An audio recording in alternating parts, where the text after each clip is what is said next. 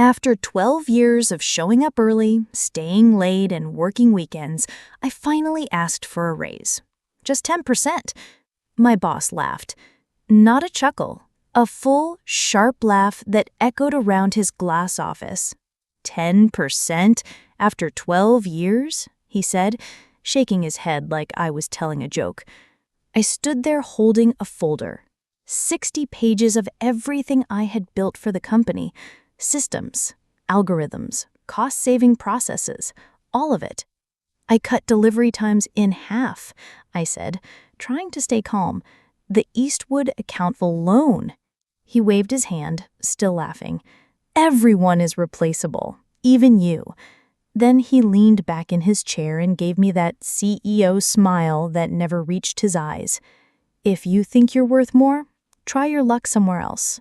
Something cracked inside me. Not my pride. That was gone long ago. Something deeper. The part of me that still believed hard work would speak for itself. I nodded. I understand. And I left his office. I walked back to my desk. Yes, a cubicle. After 12 years, I passed newer managers in bigger offices, people who had been with the company half as long. My desk sat in a quiet corner, surrounded by empty chairs. There used to be 15 people on my team. Now, just 3. The rest had been laid off because of the automation I had built. I sat down and opened the drawer. Inside was a small leather notebook. It held all my personal projects, ideas I had developed on my own time, on my own laptop, at home. These were not company property. They were mine. And yet the company used them anyway. I flipped to the page labeled Predictive Supply Chain System. That algorithm saved the company millions, and it was documented in my notebook as a personal project. They never bought the rights. They never even asked. I picked up my phone and called someone I hadn't spoken to in years. Hayden, the director of operations at our biggest competitor. He had offered me a job before. More than once. I never responded. Until now. "This is Ivy," I said. When he answered, "I think it's time we talk." That night, we had dinner at a fancy restaurant. He didn't waste time. "We always knew it was you. The systems, the improvements. Garrick doesn't have the skills to build what you did. We tried to reverse engineer your work. We couldn't." Then he leaned in. "We want you. Leadership position. Triple salary, stock options, and your name on every project." I told him about the notebook, about how I documented every system, all of it done outside of work, using my own resources. He smiled. "We have a process for IP acquisition. We'll do it right." 2 weeks later, I quit. When I handed in my resignation, Garrick barely looked up until I said where I was going. Then he looked, and he panicked. "You're leaving for the competition?" he asked. "Yes, Radius offered me leadership, a team, and triple the pay." He laughed again, but this time it sounded nervous. "They're overpaying you. You'll be back." I smiled. "We'll see." At Radius, everything changed. I had a team of 5, my own office, and respect. 6 weeks later, we launched our first system. Delivery times dropped, costs went down.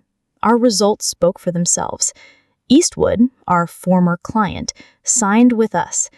That same day, Garrett called. I didn't answer. He called again, then left a message offering consulting work. I saved the voicemail, but never called back. Then, one evening, I found him waiting near my car in the parking garage. "You've put hundreds of jobs at risk," he said.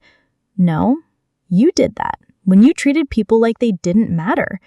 He tried to sue me for stealing company systems, but I had the records, dated notes, proof that I created everything on my own. The court dismissed the case. He lost, and he knew it.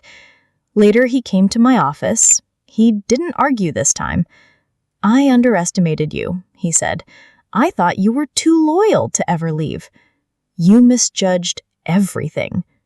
Soon after, I started a hiring initiative. We called it Operation Rebound.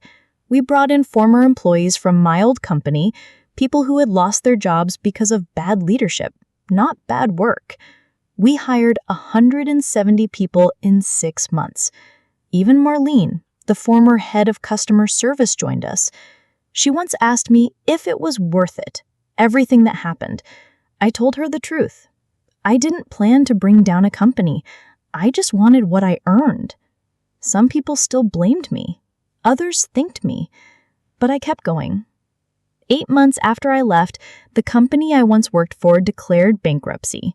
Hayden called a meeting. "We need to scale fast," he said. "We're getting all their clients." I suggested we expand our hiring. We brought in even more people from my old workplace. Eventually, even Garrett called again. He wasn't asking for help for himself this time. He wanted us to hire his remaining staff. He said, "They need jobs. Pride doesn't matter anymore." 1 year after I walked out of his office, I accepted an award for innovation. On stage, I looked out at a room full of familiar faces, people who once sat in cubicles just like I did. I said, "True innovation is about more than systems. It's about recognizing people, treating them as valuable, not replaceable." After the ceremony, a young woman came up to me. She was just starting her career. She asked, "How do you know when to speak up for yourself?" I said, "Don't wait 12 years like I did. Speak up when you know your worth." 2 years after leaving, I got a package in the mail. It was a framed article about my old company's collapse and Radius's rise. A note was attached. It read, "You were never replaceable." Signed, Garrick.